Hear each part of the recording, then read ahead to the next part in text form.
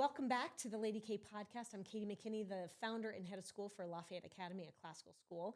And today I'm delighted to welcome Amelia Glidden to the podcast. She has been serving as an intern this year at Lafayette Academy under the tutelage of Miss Grace Leonard, who teaches our first and second grade students. Miss Leonard is one of our master teachers. She's been teaching for 6 years at Lafayette.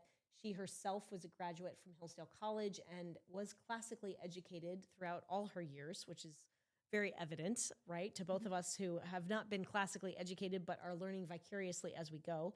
And to learn under Miss Leonard is no small thing. It's no small feat. You have to be a dutiful student yourself and ready to be disciplined and ready to take in the knowledge. But during her time here, Amelia has shown just that. She has really dived into the work. She has a natural gift working with students, a deepening understanding of classical education, and a sincere desire to grow in that craft of teaching. And so she brings with her years of experience, even though she's a young person. She has had her own swim business. She's been an instructor in jiu-jitsu.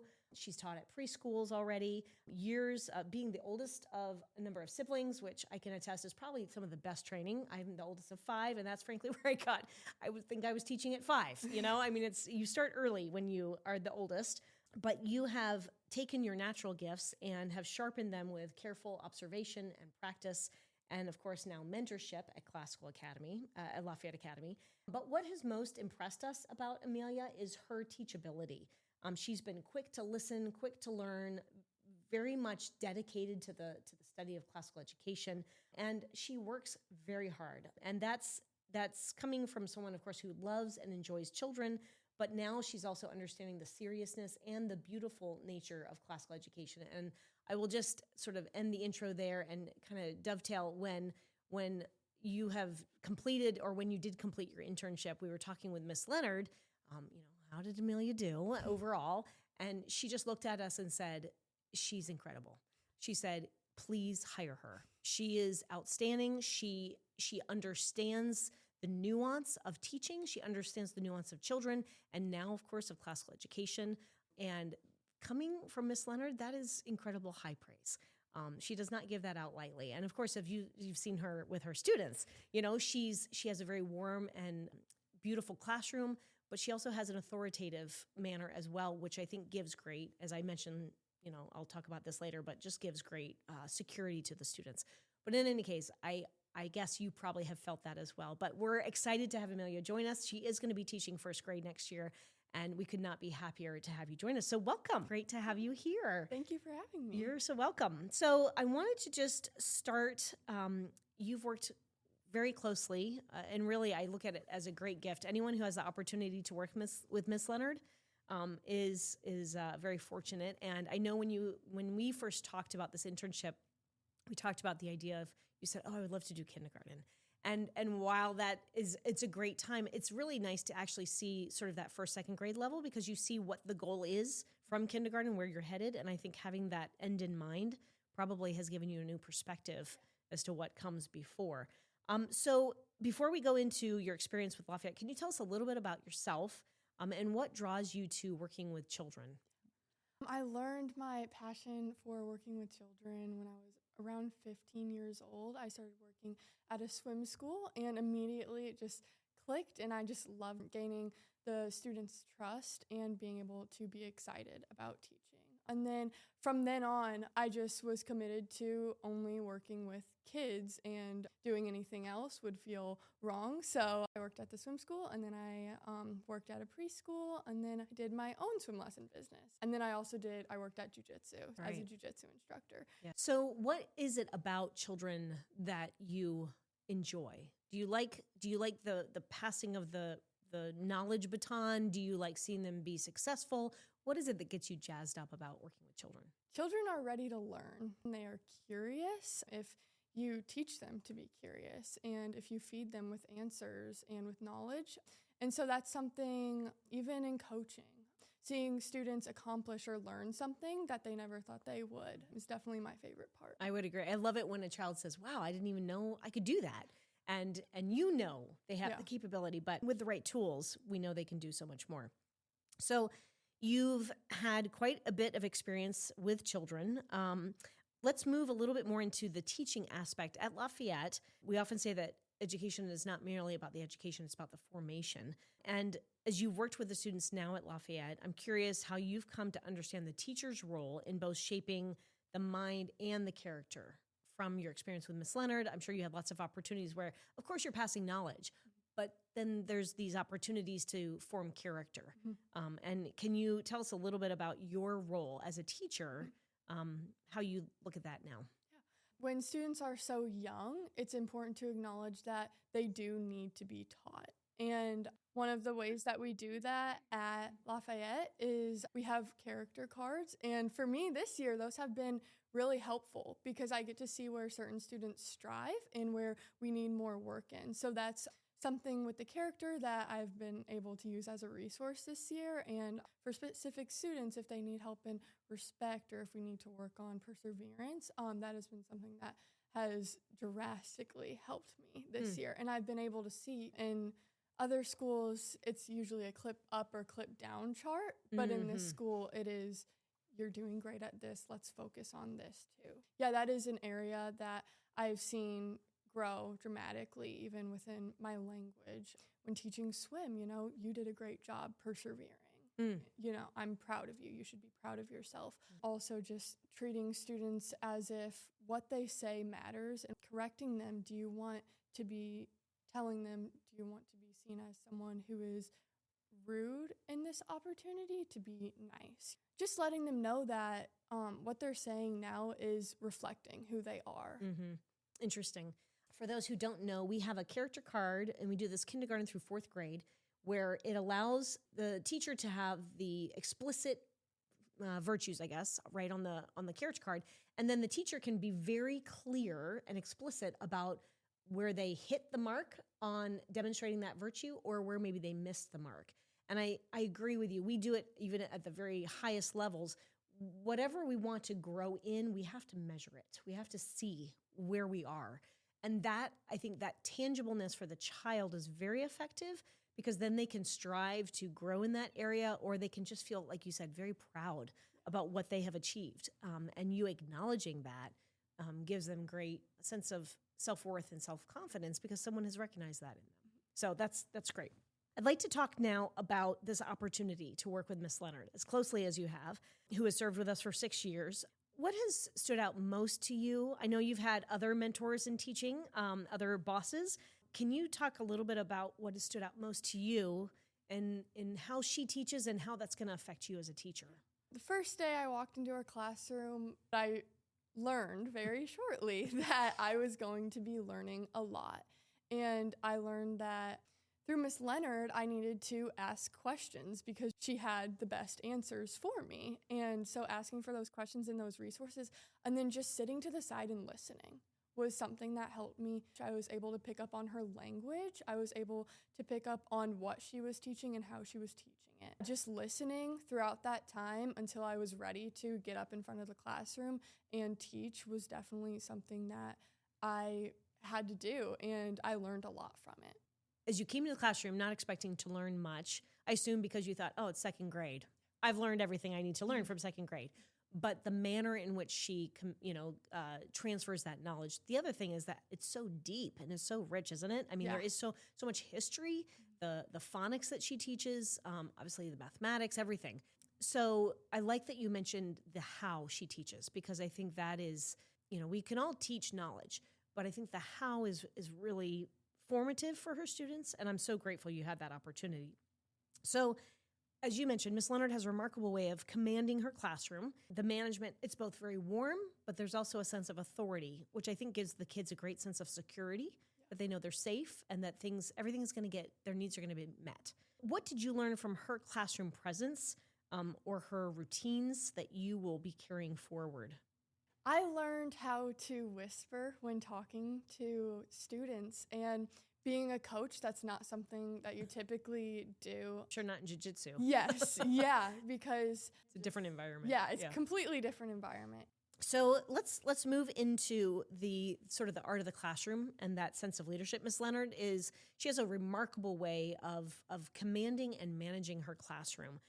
I think it's both warm, but it also gives a sense of authority, which from my observation, it gives the student, and from my own teaching experience, there's a sense of security and safety that the children derive from that sense of authority. They know they're going to be heard. They know they're going to get their answers, whatever that is. And it allows for great learning to happen. So with that, I'm curious, what did you learn about your own classroom experience with her, whether it was through just her presence, her discipline, her routines, that you're going to take forward in your own career? I learned how important quietness is in a classroom. I'm used to coaching and being loud when teaching. Is that through jiu-jitsu? Yes, through Okay. jiu-jitsu. Mm-hmm. I learned how to be quiet and to correct quietly. And I also just learned how to teach in front of the classroom, picking up on those little things that she says, how she answers the questions, and the deepness of the answers that she gives. So much knowledge, but also it's important, and she shows how important it is, and it just makes the students that much more curious. When you're running your own classroom, are there certain procedures that I know you've had different experiences in teaching environments, some that, and I will say I've had similar as well, where there's a lot of yelling and a lot of screaming. That was actually my first year. I was with another teacher who was an experienced teacher. She was 20 years older than me.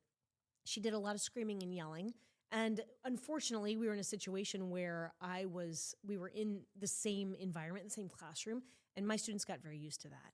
And so that was difficult. It was a difficult habit to break. And I vowed the following year, I said, I'm going to be a law unto myself. I'm going to whisper when I'm disciplining. It changed the entire atmosphere of the classroom. I'm just curious. I know you've had both experiences now. And I think you even said when you went to Miss Leonard, like, I didn't know that was an option to, you thought it was normal that, you maybe just use a loud voice. But when you heard a whisper, what are you going to adapt? What is the tone you're going to have in your classroom? Definitely a whisper. That was my goal going into this classroom. You said to me at the start of it, you're just like, Miss Leonard is a phenomenal teacher, and we just need more of that. And so I was like, I'm going to watch what Miss Leonard does, and I am going to do that. And so throughout it, I learned that how to be quiet, but then also how to use my excitement when I coach and take that into teaching, and to be excited when I'm teaching a lesson. That's wonderful. So you came into this internship with maybe just an interest in classical education, but safe to say you probably didn't know a lot about classical education. Most people don't as they come in. But now you've had the opportunity to see it lived every single day. So I'm curious about how you think now about education differently. Classical education versus all the other options out there. And tell us a little bit about your perception of classical now. The students at Lafayette Academy and in classical education are learning how to learn. And the students at other schools are not, and they're learning how to memorize for a test, and then how to use AI on assignment. The students at our school at Lafayette Academy, they understand the importance of learning, and they love to learn. And that is the biggest difference that I have seen, and that just makes it that much more exciting to teach. You had mentioned you sort of fell back in love with learning coming into the school. Yeah. Tell me, where were you, and then where are you now in that, loving to learn process? Yeah. I went to a public school, and it was just a typical public school experience. You go through your classes, you just pass. You don't really walk out with any sort of information or knowledge that you might use in the future. For example, I was taking a government final, and just like, what did you learn? And my teacher was like, it doesn't really matter what you put, just put whatever you need. And I wrote the preamble, which I did not learn in my government class. I learned at Lafayette. And just those little things where I get to be excited about learning something new and about understanding. I think and I will say, I was not classically trained, and through my own, we homeschooled classically, and that's where I fell in love with it. But what I have found is just having the knowledge. Human beings want to know things. That's what we're here to do. We're here to know things. We're here to know what is true, what is good, what is beautiful, and then bring that into our lives so that we can have a good life. I understand, I think, what you've said in terms of just that process of learning it really does bring you back alive. And it's sort of having a rebirth, if you will, you know. So you have said that throughout your experience here that this has changed you both professionally and personally. And I wondered if you could share maybe 2 or 3 ways in which this experience, you even went to say, this has changed my life. Yeah. Can you tell us maybe on the personal side and maybe on the professional side how it has changed you? I have never learned more in that amount of time than I have learned. I remember when I first started, I was just like, you know, I'm in the right place because I'm around all these people who are smarter than me. And I just have to search for the resources. And so it has changed me more than anything else has. And it has made me realize that my continuous actions are a part of my character. And that is something that we teach the kids that I think is very important too. How about on the personal side? You had mentioned how you said that you've learned so much this last year. And that is, I think, par for the course with classical education. It's so rich. Yeah. Has it changed you in terms of how you approach learning in general? Yeah. Or research? Or whenever I was getting ready to teach my lessons, I found myself being curious about what I was about to teach. And so as I'm reading through the textbook, I'm asking myself these questions. And just that curiosity, while learning is not something I've ever experienced before, it's always been about memorizing the facts that are in front of me and not truly understanding and asking myself why something may have happened. And so throughout that, I just continued to ask myself questions, and that resulted in being able to teach it better and being able to look in the textbook, but also say and ask questions and get them to think, and then being able to answer those questions. I love that. I love that you have found yourself asking more questions of yourself. And I remember when you did your lesson for us, you on the flip side, when we were debriefing, you were saying, yeah, I was curious about the subject matter too. And you had done further research, which it rounds out your knowledge, but then when you present it, it gives you even more authority on that subject. And of course, if the kids ask questions, you know, you can hopefully readily answer that. There is the other side too. And I remember teaching my first year in classical education, and I knew enough to teach, but there were times when they would ask me questions and I did not know the answer. And so that was actually an opportunity for me to emulate what I wanted them to do, which was, great question. I'll go find the answer and I'll come back to you. Yeah. And oftentimes I'd be, grading papers, but then I'd also be doing my own research as to what is that answer. And I found myself growing exponentially as well, which is always a joy. One of the things that has impressed all of us at Lafayette, but me in particular, has been your initiative as you have gone through this internship. Before we were even able to, I think when we sat down one of our first sessions, I had shared with you that Hillsdale College has a number of these online resources. And I remember you saying, oh, that would be great. And there was one in particular, I was like, oh, this one would be a good one. It's 12 sessions, 12 lectures, maybe 10 to 15 hours worth of content. And I said, I'll get you the link. You went home. I think you did the research. And before I could even get to my computer that night, I think you had emailed me saying, I got the link. I'm good. I'm already into the first session. So I'm curious, what motivated you to dig in so quickly? Because that was really at the beginning of everything. And I've seen that continually from you, is that you dive in quickly and you're excited to move. Why is that?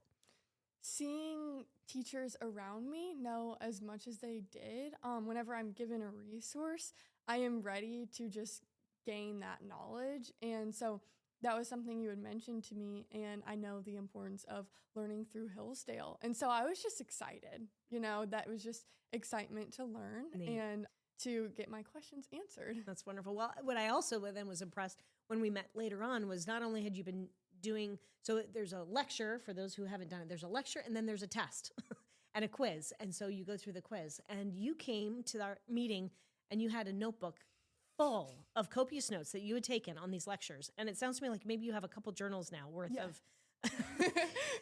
That's unusual, just so you know. I love it, and I wish it were normal, but that is definitely unusual. And I think it just shows, it gives you, in my mind, it just shows how serious you are about your own education. And of course, there's a plethora of lectures to choose from. but frankly, it inspired me to see how excited you were and how you were really taking in the knowledge. You were making it your own and inculcating it even in the lessons you were teaching. So anyway, I was excited to see that you were so excited. That kind of talks about here, the student being the student, and becoming a master of your craft. Obviously, teaching well requires humility and attention and a willingness to keep learning, which is kind of at the core of who you are, it sounds like to me, and what I've observed. I'm curious what you have learned about being a student yourself, and maybe that's something we've already talked about, but is there anything additional you want to add to that, where you are a teacher, but in essence, you are also the student? You have to be a student before you are a teacher. I mean, I can even see it when in 10 years from now, I'm going to still be a student and I'm still going to be learning. And that's just the beauty of it. We're not going to be all knowing and we're not going to know it all. And that's what makes it exciting. I agree. Right now I'm the student, but I'm also going to be the student in 10 years. I'm also going to be asking Miss Leonard questions. I'm sure. 10 years. So, yes. Oh, that's wonderful. Something I did learn was being able to say, listen, I don't know these phonograms that these second graders know. Please teach me. To a second grader? Or to Miss Leonard? Miss Leonard. Yeah. Yes. In order to teach. Yes, right. And that was something that was so beautiful to see. Was at the beginning of the year, I had my sheet and I was figuring out all the sounds of A. But by the end of the year, I was teaching literacy lessons on the go, last minute, teaching literacy lessons. So that was just the beauty of it, was being the student at first, but then being able to teach that by the end of the year. Yeah, that's awesome. I'm just curious, with the phonograms, has that impacted your life at all, knowing those phonograms? Obviously, I wasn't taught the phonograms. You weren't taught, obviously. So how has that impacted your life, just knowing now the 72 sounds of the English language?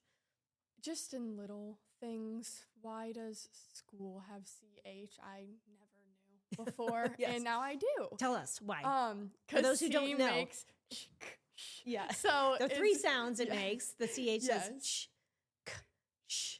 All from different countries, right? Different languages. Yeah. So just knowing that it is helpful. Right. And then when you see a word that has that and you try to phonetically say it, you can try those different sounds to maybe think what would make sense, or what have you heard in the past, or know if you know it's from the German, right? Or the French, you know what sound that would be. Even in math the other day at school, I was on my calculator. I was looking at it and I was like, this is not English. This is Latin. And I don't know how I knew, but I knew from some sort of pattern that I learned through phonograms. And I looked it up and sure enough, it was Latin. And I even asked my teacher before that, I was like, is this Latin? He was like, I don't know why you're talking about Latin in a math class. And I was just like, okay. And so I just went and I looked it up. But then you were curious, I'm sure. Yeah. Good job. Just little That's things awesome. like that. That's fantastic. And it is. It's almost like this mysterious puzzle, but it's all connected. Yeah. And I think with a classical education, when you have more and more and more knowledge, you see these pieces connecting, and it makes this beautiful picture. Yeah, that's awesome. Let's get to Miss Leonard's influence real quick. If you had to name one or two lessons that Miss Leonard has given that has given to you that you hope to now carry into your classroom, what would it be? Just one or two? I know she's taught you so much. Yeah, the consistency. When teaching specifically literacy, you have to be consistent and you have to understand literacy. In history, you are able to find the answers and you aren't going to know everything in that. In literacy, it's very important that you are ready for those lessons and you are ready to answer everything in those lessons, because you are teaching them how to spell, and those are patterns that they are learning when they are reading and writing. Yeah. So definitely the consistency when it comes to literacy, and then also just overall just the questions and being able to answer questions for my students, but also being able to ask questions for myself because I am a student before I am a teacher. And so that is something that I'm definitely going to continue to do is before my lessons, I'm going to look through it and I'm going to ask myself those questions. Yeah, that's great. I think having your own curiosity, fostering your lesson planning is great because you're thinking, well, what do I want to know? And maybe the kids will want to know that as well. And it'll add so much richness to your own classes. Thinking ahead, looking ahead, as you think about continuing to serve students and at Lafayette, what excites you most about the opportunity to teach first grade this next year and specifically through classical education? Through classical education is where I feel I belong to teach. I couldn't see myself teaching anywhere else, knowing that I am going to impact kids in a way that I wasn't impacted, just making that impact on students and teaching students how to learn. Yes, that's wonderful. Well, I would say that in your story, I hear a beautiful combination of your natural giftedness, your humility, being coachable, which is an incredible asset as a teacher, and of course, your eagerness to learn. All of that culminating, it will add such a wonderful, satisfying element to your teaching career as you continue to grow. And as we look ahead, we are grateful to be able to watch you grow as well and to support you in that process. As we head up to Hillsdale here in June, it's a great opportunity to be a student. I think that's one of the most enriching and energy-giving times of the years when teachers can kind of sit back and just start to absorb and just let more knowledge soak in, and then we get invigorated to come back and to share it. So thank you for joining us. Thank you for joining us as well. And if you found this podcast inspiring, please share it with others. And until then, we look forward to seeing you on the next episode of the Lady K Podcast.